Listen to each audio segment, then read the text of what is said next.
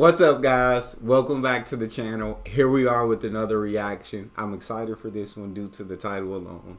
Brits hate American tipping culture. Here's why. Before we even jump into the video, I've seen a couple videos. I know Brits hate the fakeness of the server because, right, what are they doing? They're being all nice, all smiles, all this and that. Why? Because they want to tip. Brits don't like that. The Brits don't like the fact that the server continues to come up to them and it's bothering towards the Brits.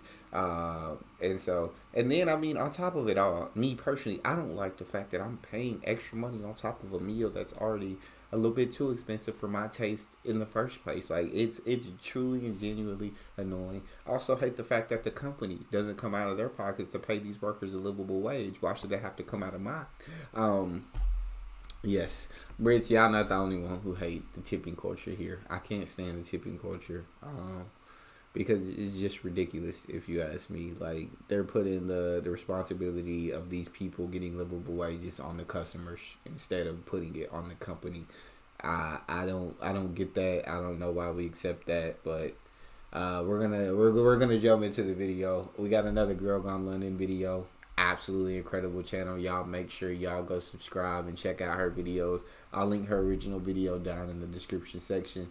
If you happen to enjoy, please don't forget to subscribe, give the video a thumbs up. Also, if you would like to support this channel by becoming a member, all you gotta do is hit the join button to receive your exclusive benefits.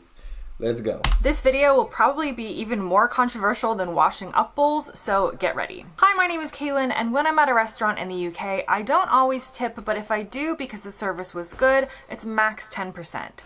When I'm at a restaurant in the US, I typically tip a minimum of 20%, even if the waiter or waitress forgets that I exist the entire time. Why this discrepancy in percentages when I fly across the pond? It all has to do with tipping culture, or lack of it in each country, and today, we're going to unveil why Brits hate American tipping culture, but love when Americans come to the UK as tourists because Americans can't stop tipping. But before we talk actual percentages, let's talk about the history of tipping, because it's actually fascinating and where it comes from. While today it's seen as an American concept and American tipping culture, that culture actually came from Europe. And this does seem to be the case sometimes, that Americans pick up something from Europe, maybe a word or custom, only for Europeans to decide against it later on, and then Americans just end up looking a bit silly still doing it. It happens so much. It happens with the way we measure things, measure temperatures. Now tipping is also, it be your bro. So we be copying y'all, and then y'all decide to go against it, and now we look stupid. But it ain't like this was our idea. Y'all started the idea over there. Y'all started it. All we did was pick up on it, and then y'all switched. It's like when the Europe finds out America's doing it, they say, "Hey, never mind, we got it wrong. Let's switch it up. Let's just do things different." Like, dang, y'all hate for America to do anything that y'all doing. Like, it's not on us. Sort of like when the fashion world moves on and you're like, guys, these shoulder pads used to be so in.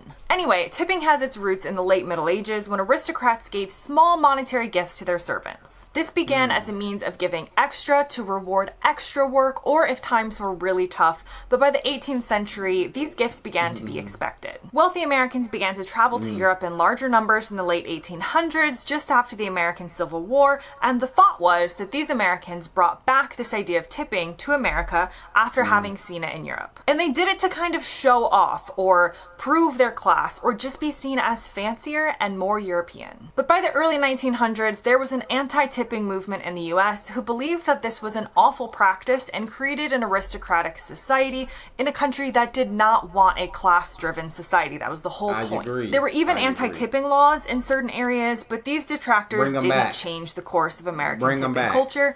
By the late 1920s, the anti-tipping laws were gone. And in 1938, tipping becomes ingrained in American law with the creation of the minimum wage and the separate, lower tipped minimum, which we'll get to in a minute. One company in particular, the Pullman Company, is seen to have really institutionalized tipping in the USA. They built and operated railroad cars, and they started to encourage their clientele to tip the workers, helping them basically shift the responsibility of paying the workers onto the customers and cutting employers' costs. In the That's UK, tipping crazy. falls away after World War II, and today in the UK, it's seen as a very American concept. So let's talk about today. First, we'll talk about tipping in restaurants, and then we'll move into tipping in other parts of retail and service. As I mentioned at the start of this video, even to this day, when the UK perhaps has a little bit more of a tipping culture, as it has been Americanized a little, much to the displeasure of many Brits, tipping is still not seen as required in restaurants. The idea of a tip is still that it is to reward good service, not just because. Often, waiters or waitresses will hand you the card machine to tap your card to pay, and they've already hit no tip or it doesn't even come up, giving you the option.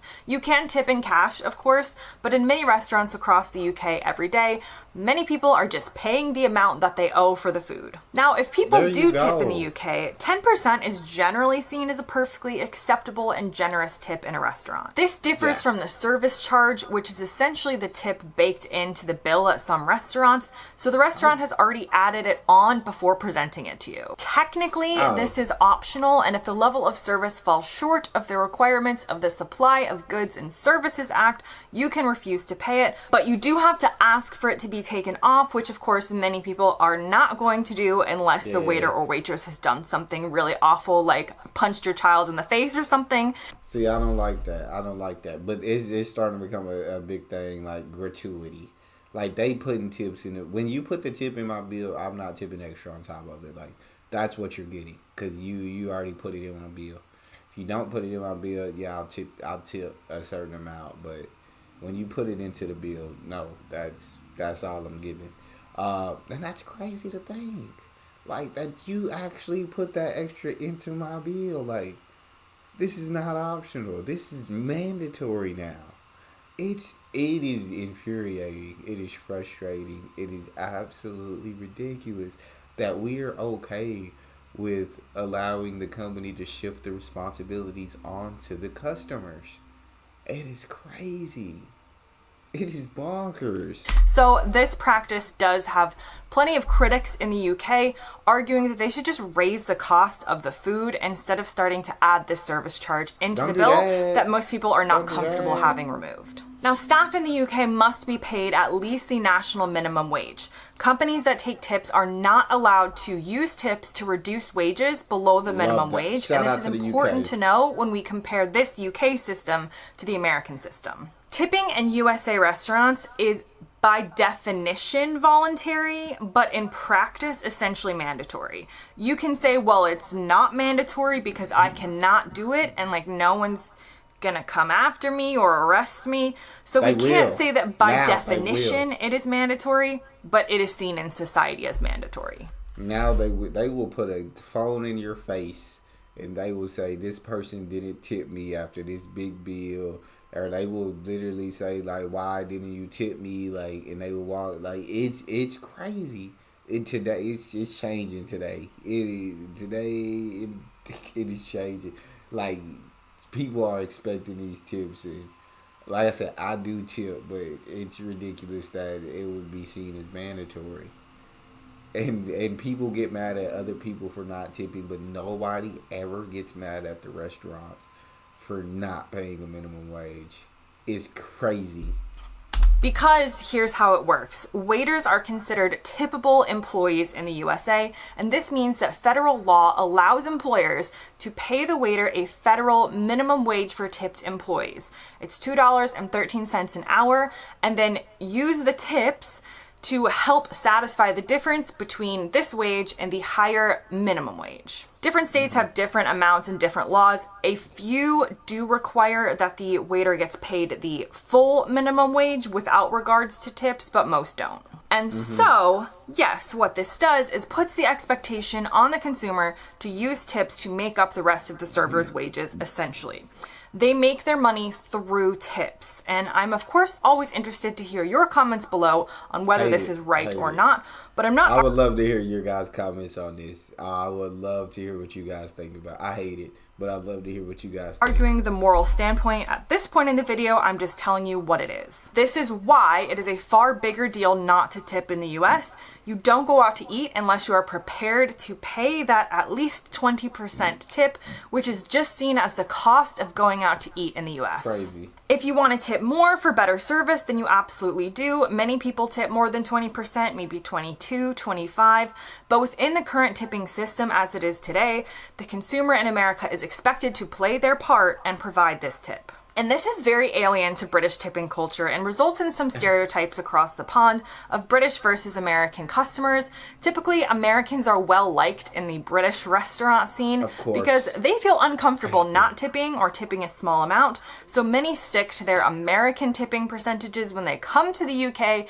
And what's not to love about that if you are making that extra money? On the other hand, sometimes British tourists to America can either be unaware of USA tipping culture, uncomfortable with tipping, even though they know that's the custom there, or they are outright deciding that they're not going to follow American tipping culture while in the US. And this can sometimes give British tourists a bad reputation in America when it comes to tipping. And then there are pros and cons put out about the American tipping culture versus the UK tipping culture. A pro could be that in the US, waiters can actually make great money through tips. When you're not tied to a minimum wage, it doesn't always mean you're making less. You can make a lot in tips in the US as a good waiter at a good restaurant.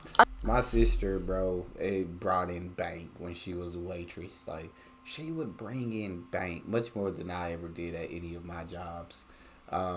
From tips, like, she just bank, and I'm like, wow, like, so yeah, you can make really good money as a waiter or waitress off these tips. Like they said, depending on what restaurant you're at, it can be really, really nice for you. Another pro for the American side, again, someone could argue that you tend to get attentive service in the USA because people are working for tips rather than just a standard amount. A huge con is that while in the UK, you feel very comfortable sitting and enjoying your meal because your server is not trying to turn over tables or get you out of there to get the next tip. Whereas in the US, you feel like you do need to finish your meal and leave ASAP because otherwise you can feel like you're taking money from the server that they could be making on their next table in tips. And of course, there are much larger cons related to the idea that a company is relying on its customers to essentially pay the wages of its staff. But then you could also argue that in the US, you benefit from lower food prices at restaurants, so it could all work out in the wash anyways. Do we have lower food prices at the restaurants than the UK? If that's the case, then I guess it justifies it. But I guess it does just because we do get a pretty good portion of food. But I still don't like it. But I thought that the UK would actually have cheaper restaurant prices than the US. Well, that does make a bit of a difference. I guess so. If the company had to pay the workers out of pocket, then they would make the food a tad bit more expensive. I don't know, but I love to drive through, like, even when it's a restaurant, I love to order it to go. I love to order it to go, so that way I get my food, but I don't have to pay anybody any extra money. But there are some places now that will charge you extra for ordering to go. It's truly baffling. But the differences in tipping don't end there. What about taxis, hairdressers, bartenders? Because tipping can be regional and personal, it is hard to pinpoint larger tipping cultural expectations without someone saying that I've got it wrong, but I'm going to try generalizing a bit to show you that UK tipping culture is much less prevalent and lower percentage-wise than American tipping culture. For example, in the UK, if you go to a pub or bar and order a drink, you just pay for the cost of the drink. There is a small chance there's a tip jar somewhere on the counter, maybe, but there are no expectations there. In the US, it is customary to tip around $1 per drink, sometimes more if you're in a more expensive city or state. In taxis, for example, often in the UK, someone might round the fare up to the next pound or two, whereas in the US, it's about 15 to 20% of the fare that many people tip. Hairstylists in the USA are typically tipped 15 to 20% unless they're the owner of the salon. And travel guides suggest tipping the person who washes your hair a couple of dollars, the person who colors your hair another 15 to 20%. No. In the UK, the answers are more mixed, with many saying they do tip in this instance to a hairdresser or hair salon, but with lower amounts. So for example, I've seen people saying that they would give £5, or if it was an extremely expensive cut and color, like can be the case with many female hairstyles, many also saying that they absolutely do not tip in this instance as they're already paying a huge amount. Then in the US, there are guides to tip on everything from airport transportation attendants, $1 a bag, to wheelchair attendants who help you through the airport, $5 to $10, housekeeping in a hotel at $2 to $3 per night, $1 to $3 for a car valet, 10% at a cafe or specialist deli or takeaway place. The list goes on. Crazy. It seems the only places free of expecting a tip in the USA are fast food places. So enjoy tip-free McDonald's while it lasts. And I'm not saying people in the UK don't tip for some of these things within the UK, but as one person put it in the Ask a Brit section on Reddit, lots of people don't do it, lots of people do. Either is completely acceptable. And that's the difference between British and American tipping culture, because in America, it is not seen as either is completely acceptable. Not tipping in many circumstances is considered really unacceptable. And multiple studies have shown that most Americans will tip poor service, while most Brits will not. Because tipping in the US is not seen as an extra thanks for your hard work kind of gesture, but something built into the structure of the hospitality and dining and transportation sectors. And as American tipping culture creeps into the UK, Brits are not a fan and not amused based on recent headlines.